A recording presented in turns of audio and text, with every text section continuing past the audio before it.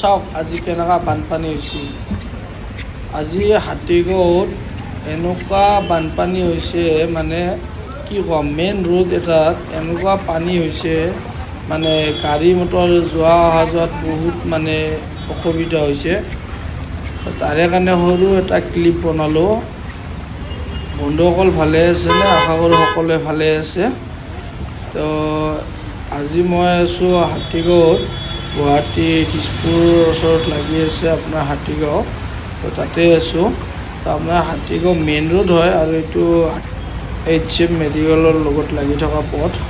আৰু মই আছোঁ মেইন ৰোডতে।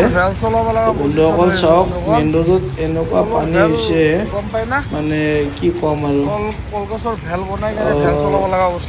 এই গাড়ীবিলাক দেখিছেনে? গাড়ীবিলাক অহা যোৱাত বহুত মানে অসুবিধা হৈছে।